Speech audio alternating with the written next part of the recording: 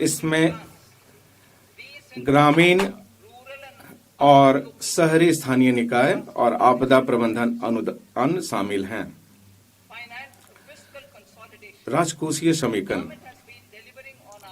सरकार सामाजिक आवश्यकताओं पर समझौता किए बिना लगातार हमारी राजकोषीय वचनबद्धताओं को पूरा करती रही है।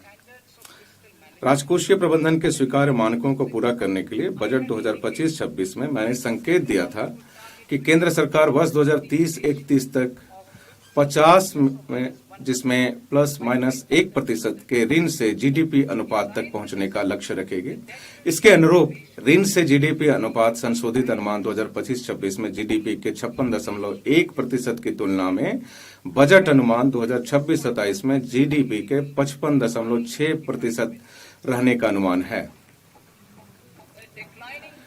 गिरता हुआ ऋण से जीडीपी अनुपात धीरे धीरे ब्याज भुगतान पर व्यय को कम करके प्राथमिक क्षेत्र के व्यय के लिए संसाधनों को मुक्त करेगा।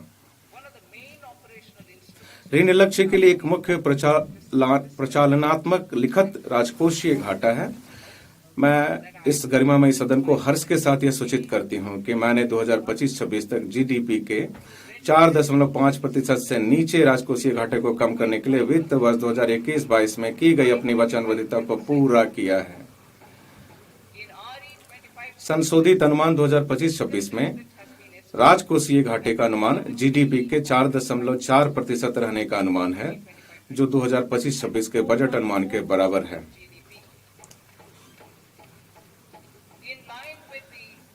ऋण समेकन की नई राजकोषीय दूरदर्शिता पथ के अनुरूप बजट अनुमान 2026-27 में राजकोषीय घाटा जीडीपी का 4.3% होने का अनुमान है।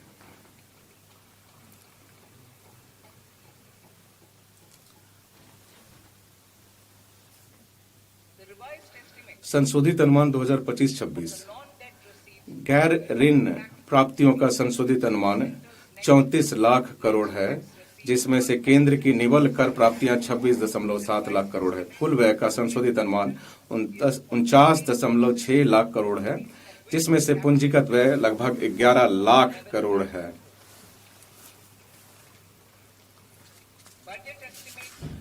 बजट अनुमान 2026-27 वर्ष 2026-27 की आते हुए गैर ऋण प्राप्तियां और कुल व्यय का अनुमान क्रमशः 36.5 लाख करोड़ और 53.5 लाख करोड़ है। केंद्र की निवल कर प्राप्तियां का अनुमान 28.7 लाख करोड़ है। राजकोषीय घाटे के वित्त पोषण हेतु दिनांकित प्रतिभूतियों से निवल बाजार उधारी का अनुमान 11.7 लाख करोड़ है। शेष वित्त पोषण छोटी बचतों और अन्य स्रोतों से आने की संभावना है। सकल बाजार उधारी का अनुमान 17.2 लाख करोड़ है। अब मैं भाग ख की ओर बढ़ती हूं। भाग ख प्रत्यक्ष कर।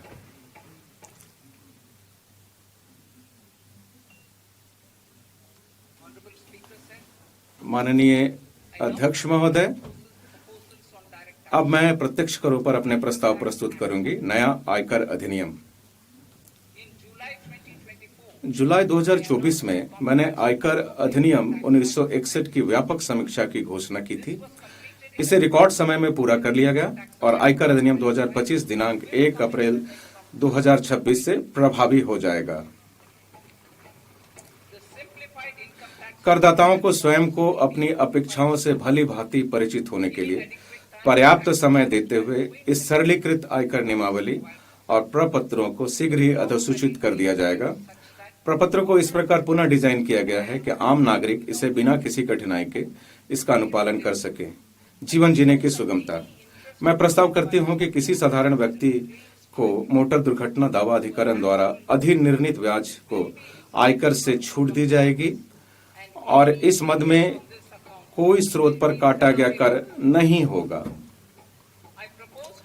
मैं विदेश यात्रा कार्यक्रम पैकेज की बिक्री पर टीसीएस दर को बिना किसी राशि निर्धारण के मौजूदा 5% और 20% से कम करते हुए 2% करने का प्रस्ताव करती हूं।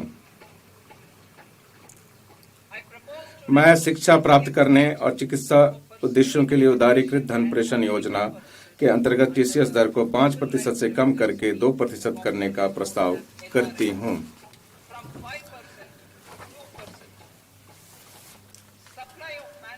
कार्यबल सेवाओं की आपूर्ति को टीडीएस के प्रयोजनार्थ विशिष्ट रूप से संविदाकारों को भुगतान के दायरे में लाने का प्रस्ताव है, ताकि अस्पष्टता से बचा जा सके। इस प्रकार इन सेवाओं पर टीडीएस की दर 1% अथवा 2% मात्र होगी। मैं छोटे करदाताओं के लिए एक योजना का प्रस्ताव करती हूं, जिसमें नियम आधारित स्वचालित प्रक्रिया से कर निर्धारण अधिकारी के समक्ष आवेदन दाखिल करने के स्थल पर कम अथवा शून्य कटौती प्रमाण पत्र प्राप्त करना संभव हो सकेगा। अलग अलग कंपनियों में प्रतिभूतियां धारित करने वाले करदाताओं की सुविधा के लिए मैं प्रस्ताव करती हूं कि डिपॉजिटरी निवेशक से प्रपत्र 15(6) अथवा प्रपत्र 15(j) स्वीकार करें तथा इसे सीधे विभिन्न संगत कंपनियों को उपलब्ध करा दें। मैं एक सांकेतिक शुल्क के भुगतान पर विवरणियों को संशोधित करने के लिए उपलब्ध समय को 31 दिसंबर से 31 मार्च तक बढ़ाने का प्रस्ताव करती हूं। मैं कर विवरणियों को दाखिल करने के लिए अलग अलग समय सीमा रखने का प्रस्ताव भी करती हूं। ITR 1 और ITR 2 विवरणियों वाले व्यक्तियों द्वारा इसे 31 जुलाई तक दाखिल करना जारी रहेगा और गैर लेखा परीक्षा व्यापार मामलों या न्यासों को 31 अगस्त तक समय की अनुमति देने के लिए प्रस्ताव किया जाता है। किसी अनिवासी द्वारा अचल संपत्ति की बिक्री पर टीडीएस की कटौती किए जाने और टैन की आवश्यकता के बजाय निवासी क्रेता के पैन आधारित चालान के माध्यम से जमा किए जाने का प्रस्ताव है।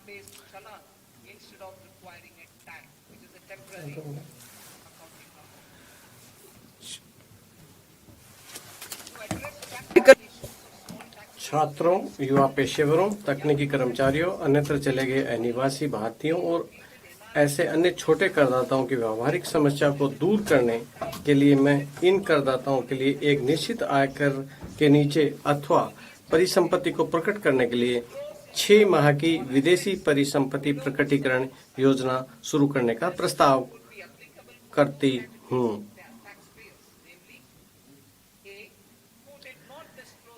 ये योजना करदाताओं की 2 श्रेणियों पर लागू होगा। नामतः क जिन्होंने अपनी विदेशी आय पर या परिसंपत्ति प्रकट नहीं की, और दूसरा जिन्होंने अपनी विदेशी आय प्रकट की है और या देय कर का भुगतान किया है किंतु अपेक्षित परिसंपत्ति की घोषणा नहीं कर सके हैं। श्रेणी क के लिए अप्रकट आय परिसंपत्ति की सीमा 1 करोड़ रुपए तक करने का प्रस्ताव है।